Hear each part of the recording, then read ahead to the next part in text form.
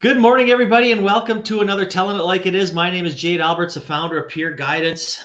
I am excited about today's chat, but before we get into it, I just want to thank you, Jason, and his team at Matador Pizza and Steakhouse. Not only do they have the best pizza in Calgary, they accept Bitcoin. So today, we are going to say the first person that phones and orders an extra large pizza from Matador, ask for a manager, orders a pizza.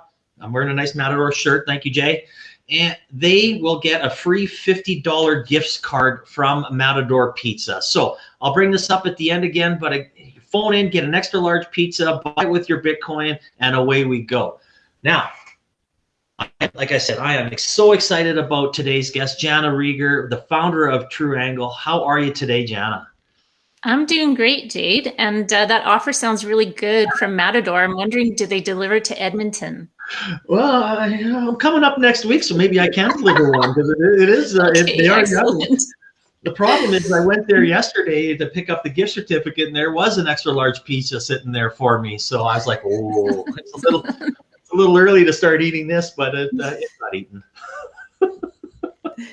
That's for sure. So I always love talking about how we met, and we met through the Startup TNT Investment Summit last year. You were pitching, and obviously you were successful in winning it, and we've had a few conversations since then. I've enjoyed all of them, and I'm excited to hear a little bit more about your company. Yeah, thanks, Jade. Well, the company is True Angle. We're a digital health tech company, and we've developed a solution for patients who have what's called dysphagia. That's the medical term for a swallowing disorder.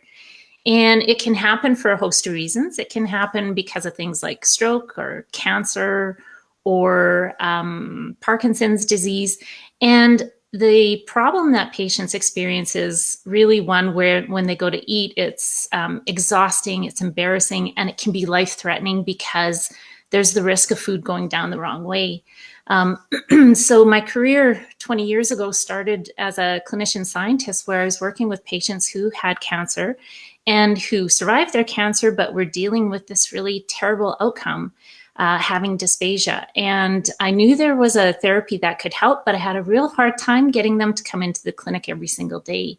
And that started the whole genesis of the mobility, which stands for mobile therapist. And essentially it's the technology that we developed so that patients can take this home, they can do their therapy at home, they can do it every day, they get the intense workout that they need to get better, and they can still connect to their clinician.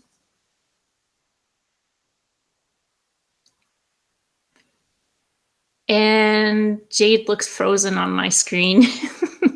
I'm not sure if he can hear me or not.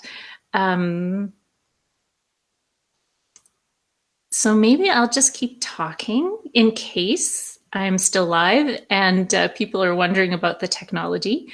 So as a company, we have run a study around using this technology at home. And what we've learned from people who've used it is that 75% of them report that they are coughing less when they eat. They're able to eat a wider variety of foods. They are not feeling as socially embarrassed about their problem.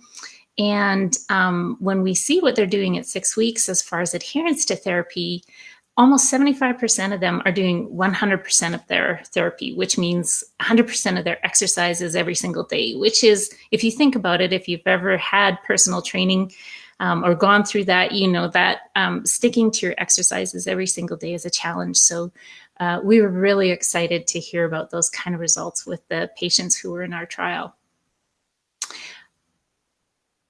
And I'm still not sure if I'm live and if you can hear me and if Jade is there. So I'm just going to keep talking about the company.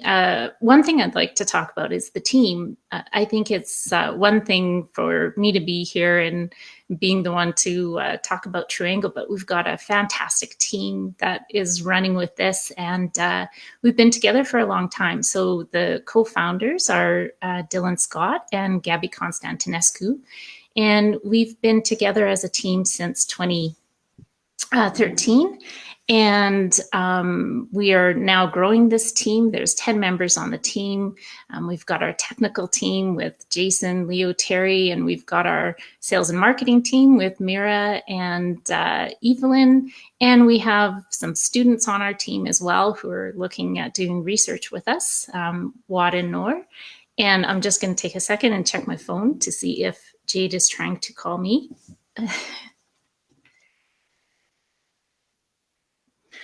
Okay, not that I can see.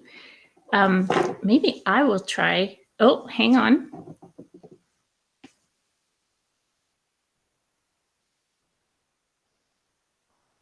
I'll try to call Jade. Ah, there you are. I was just about to call you. It just went away. And actually, I have to put on my headphones. I don't know if I was still live, but I just kept talking, Jade. That's just, it's kind of bizarre. I really don't know what happened. I believe we are still live, so I'm glad you kept talking. But I just mentioned that I don't know sometimes what technology brings when it comes to this these events. It's live, and that's kind of like business, right? You have to live and learn and figure it out on the fly sometimes. Yeah, for sure. So I just kept talking. I don't know if I was talking to myself or to everyone else, but I did talk about the business. I talked about some of the studies that we've done. I talked a little bit about our team. And so I'm happy to continue the conversation with you here now. Well, let's talk about, why did you say why you started the company and how it all came together?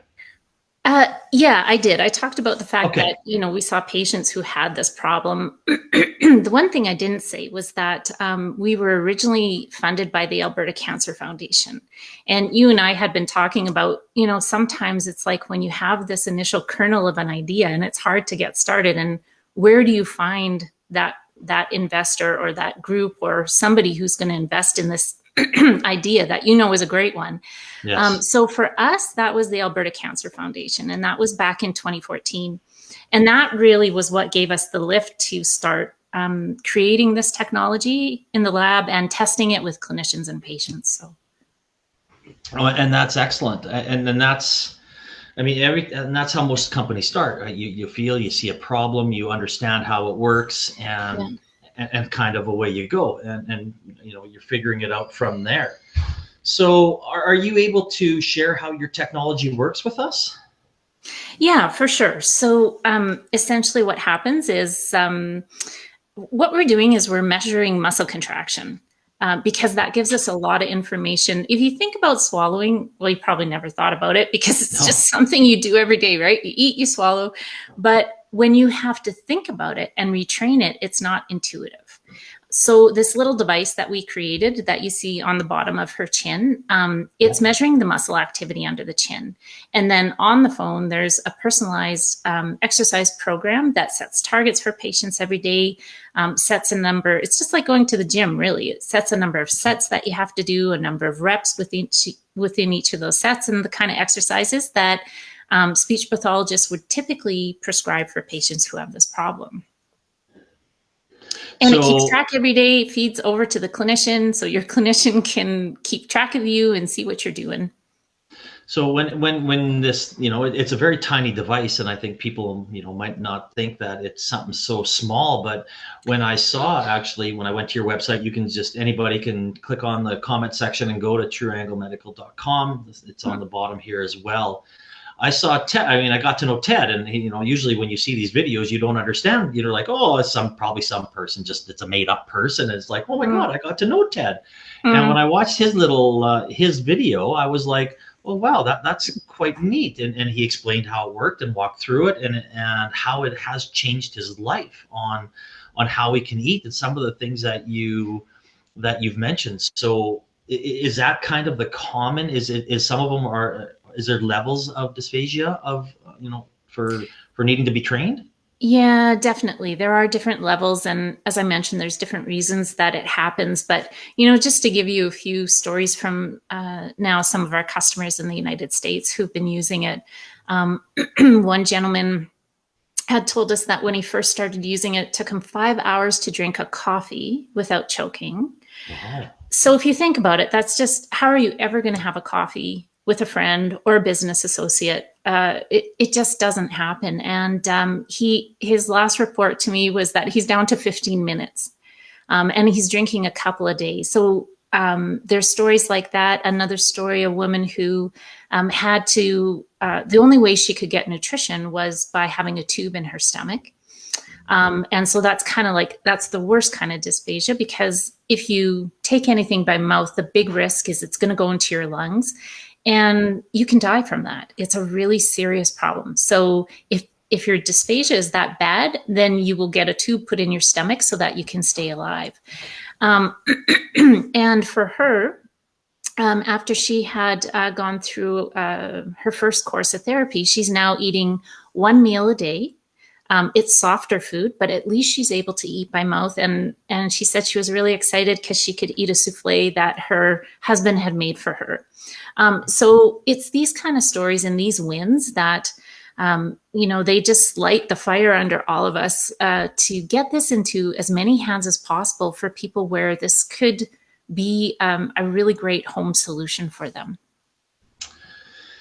And those are great stories. And anytime you can change a person's life, it's not only probably makes you extremely proud and extremely happy of what you're doing, but I didn't realize that it was such a big problem out there until obviously we met and started, looking at your company. So how, I think you said it's a $6 billion market. I think the last time we chatted, and I was like, wow, that's surprising. For sure. So, and that market is what I would call dysphagia. Well, not what is called dysphagia management. And what that means is giving people stuff so they can just live with the problem they have. So giving them thickened liquids that they can drink that are high in calories, or giving them stuff that they can put through the tubes that go into their stomach. It is not actually around trying to promote a better outcome for them with swallowing. So it is a big industry, but there's also, I think, another underlying industry, which is even bigger, which is the health at home industry. And, right now we know that's probably about a $66 billion industry and growing. So there's kind of two intersecting industries that we're looking at here. But yes, that $6 billion industry definitely would be the patients, composed of patients that we'd be interested in targeting with this, because we feel like they could benefit. And how, when you touched on it a little bit before, that you're based in Edmonton, a great Alberta-based success story again. Why did you not start in Canada? How come you went through and started selling in the United States? Just because it's bigger, or tougher, little easier to get into? Yeah, that's an interesting question. When we first started out down the commercialization pathway, we were part of the Creative Destruction Lab program. That's an accelerator program for businesses like ours. And when we entered that program, we had it laid out: Canada, US, other places, EU. And through some of the exploration that we did there and getting into understanding the regulatory requirements of all the different countries, there was an easier path that we could follow after our regulatory review in the States. And there's a bigger market. So from a business sense, it made sense to do that. As a Canadian, of course, I have this pull, I want to have this technology available for Canadians as well. So that's definitely on our roadmap. Yeah. And what that means is meeting some of the requirements that Health Canada has. And those are all around, your quality management system being up to certain specs for passing the regulatory requirements that Health Canada has. And what's interesting is that what we're seeing in the medical device world is that there are some countries, and Germany is one that's has a really notable solution for medical devices, where they have created a fast track program through what's their equivalent of the FDA. And because they believe in the fact that, and they just did this before COVID happened, so it had nothing to do with COVID. It was actually something on their pathway where they're saying, this is going to be the future of helping people to stay healthy at home. And we want to reduce that regulatory burden so that companies can get onto the market in a still a safe way, and understand the impact that their technology has with real world evidence. So that means, how are patients using it in their home? How much are they liking it? Are they getting better? Is this making a change on the economic impact? So there are other countries actually that are making it a little more appealing to go to them as a next step, because the regulatory burden is a little lighter. So is that good or bad for Canada? I don't want to knock our country. I mean, I love it and lived here my whole life, but I mean, I don't, sometimes, I mean, we went down this process with our manufacturing before we exited Nathan's, and it was, God, I could tell stories about that forever, which was very frustrating. So is it more frustrating for you, or is it more like, well, we're more cautious? Yeah, I suppose it depends on how you look at it, Jade. It's kind of like, we know that once we satisfy the criteria for Health Canada, man, we've got it all covered, really. Like, we're covered for the FDA, we're covered for wherever. So there's that, there's that part of it. But I think, again, to bring COVID into the equation, I think what it has done for us is it's shown us as a global community that there are some things that we've had what I would call brain fences around. So telehealth is one of them. There was before COVID, it was like, okay, there's this thing called telehealth and there's not a whole lot of uptake, and people have certain perceptions around what it is and how it can be used. And all of a sudden we're put into a situation where we need that, and boom, it takes off. And some of these regulatory hurdles that were such a big deal before are all of a sudden not. Now, you could argue on both sides of this if you even look at what's happening with the vaccine right now. And, the global community needs a vaccine, but is it safe? So there's always this balance of getting something that's valuable out into the world, but doing it in a way that is safe, but not overdoing it. And some of that overdoing might be around, like I said, we have these fences in our mind about the way things have to be. So no good answer to that one. Just some musings on it. No answer that wants to come back and haunt you. Yeah. No kidding, Jade. Right? No, we saw you say this. We're not going to give you approval. Yeah. Again, I'm talking with Jana Rieger, the founder of one of the founders of True Angle. You can check them out. Click on the comment section. We'll take you right to their website to learn more about their mobile tea.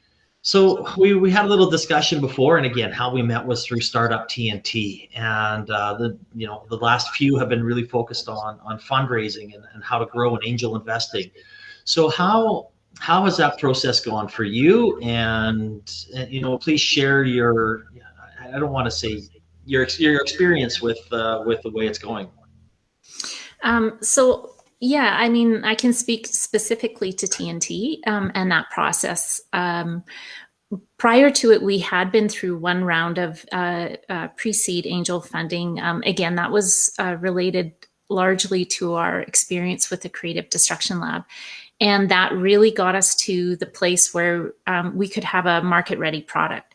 When TNT came around, we were now at the place where, hey, we're launching this, and we need cash to really get the jets on and to get into the market. And so what was interesting about the TNT process was, again, and you and I had talked a little bit about this just before we went on air here, but what that does when you start meeting with investors is it, again, highlights things to you as a founder and as a company that you need to be thinking about. So the process started with meeting with a group of investors. They had lots of questions. we had to revisit our data room. It had been sitting for a while, so it was like, okay, we have to update this. We have to get it into a ready position. And the other thing that TNT did was they offered access to the boot camp training through Valhalla and Ryan Height. So that was fantastic opportunity, again, to just refresh your mind around what investors are looking for and what's important, and as a company, what's important for you to have on board. And there was also, again, pitch coaching that they offered through TNT. So if I had to sum it up, it was that whole community coming around these companies that were in Edmonton and in Calgary that were, wanting to move to the next step, and in a way guiding us to that point.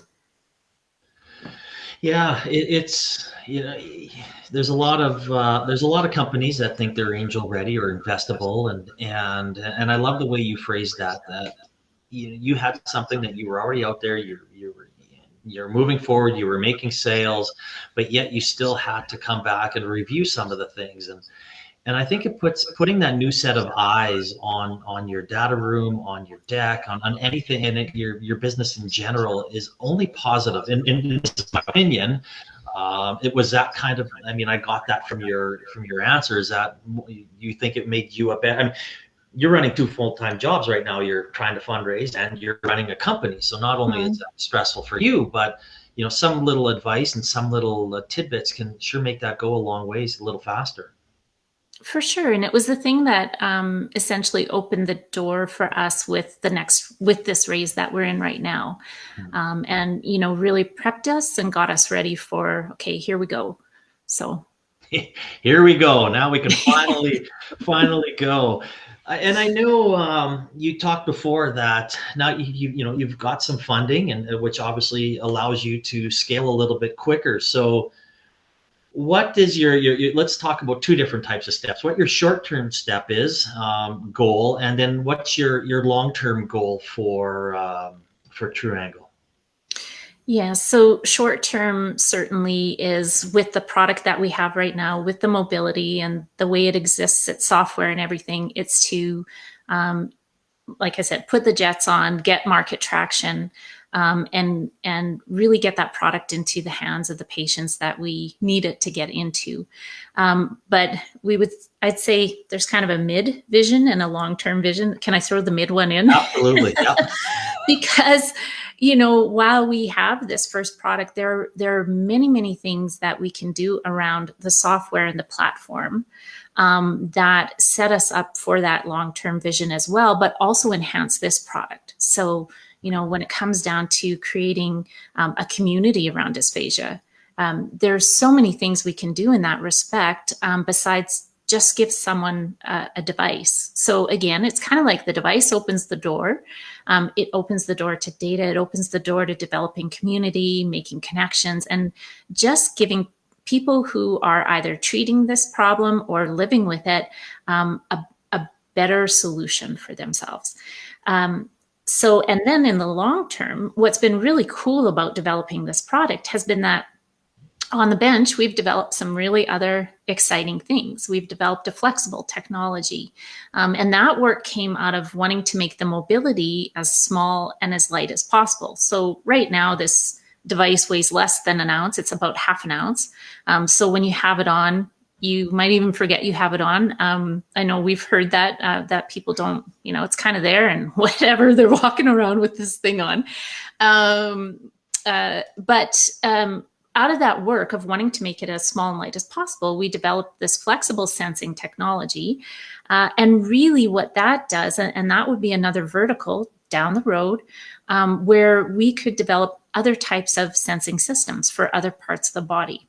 And having created a nice software platform for the mobility to plug into, and all the machine learning and whatever else is working to enhance the data that we get there, now we've got a really nice launch pad for other technologies that potentially are measuring arm movement, leg movement, etc. So that's on the long-term path and is exciting for us. Well, that is exciting, right? I mean, you fix one problem or have a solution that helps people live a better lifestyle, and why not? Why aren't you able to do it with other parts of the body? I guess that makes sense to me. Yeah. Yeah, well, that's excellent. I didn't even know about that, to be quite honest. So that was great. So thank you for sharing that. Yeah, my pleasure. So I know I'm sad this interview is coming to an end, but you did the first three-quarters of it by yourself, so I can't thank you enough for that. And I was just saying, maybe I shouldn't say that. Well, probably nothing's going to happen at the beginning, because today something did happen. But I always say that's what I like it. It's business. You have to adapt. It's a live stream. That's what makes it exciting. And so thank you for carrying the interview. My pleasure, Jade. You can look at it after and see if it was okay. Oh, it's probably better without me there, I'm guessing. But I always have the same, the same last question, and I'm excited to hear your answer. If you had one piece of advice for a small business, a startup, or an entrepreneur, Jana, what would that be? That advice would definitely be to start creating a network. You cannot do this alone. Even if you're a group of founders, 2 or 3 of you, you can't do it with just the 2 or 3 of you. You really need a network. And I think throughout all parts of my life and different careers that I've had, whether it's been as a researcher, a network was super important to be able to tap into and learn from and get ideas and have that support to grow your research. Or when I was writing a novel, I got connected into the writing community, and that was super important so that you understand the structures around you and you understand how to move yourself through that to the place that you want to be. So the same for entrepreneurs who are starting a business. There's so many possibilities and around us where you can link into groups, you can link into accelerators, whatever that might be. Develop your network, because right now, for example, with the raise that we're doing, there's a lot of reliance on network and getting those warm introductions to people who know people who know people. It just makes a huge difference, as well as having a network to pull from for advisors and mentors. So that would be my one piece of advice, is just start getting involved. It might seem like extra work and time that you don't have, but it's probably one of the biggest investments that you can make. I could not agree more. It's one of the reasons why I started Founders Coffee YYC 3.5 years ago. Is we have to, as entrepreneurs, as small business owners, have collisions. We have to start colliding with each other, and even if it's just for a coffee, it doesn't matter where it is, when it is. I think COVID has made people that networking a little more accessible, doing it, in a 2.5-inch screen. Yeah. Which is fine. I mean, myself, I'm a face-to-face guy. I'm really excited about going out for coffees and doing all that on a regular basis again.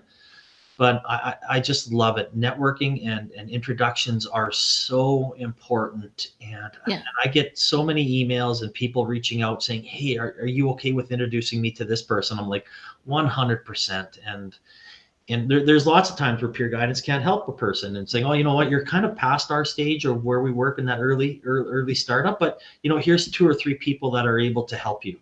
And the Alberta entrepreneurial ecosystem is so collaborative. It's everybody is always there, and I see this, and it might even happen one day. I'm like, you know what, Jana went through that problem with the FDA or the Canadian Health. Why don't you just have a quick conversation? And I know you would say, absolutely, I'll spend half an hour, sharing my experiences if it helps somebody get through that process a little quicker. Absolutely. And I love like you said, the collaborative nature across Alberta.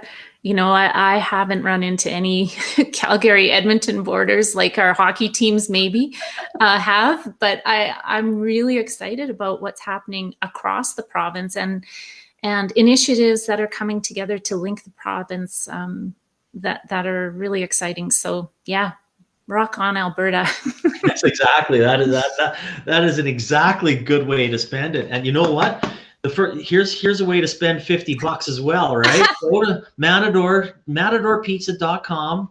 We are going to give away a free $50 gift certificate to the first person that calls there and orders an extra large pizza. I was going to plug it throughout the program today, but with me being in frozen mode there for a little bit, I wasn't able to do it. So I might have to do a special post for it. But buy your pizza in Bitcoin today, and you will get a free $50 gift card. But Jana, thank you so much for coming on, sharing your knowledge, sharing your story. You yourself, as I've gotten to know you, are one of the most impressive entrepreneurs I have met, and your company, I just love it that it's helping people eat, helping people swallow, and making their life, even if it's just a little simpler, able to drink a cup of coffee. I just love things like that. So thank you so much for what you do.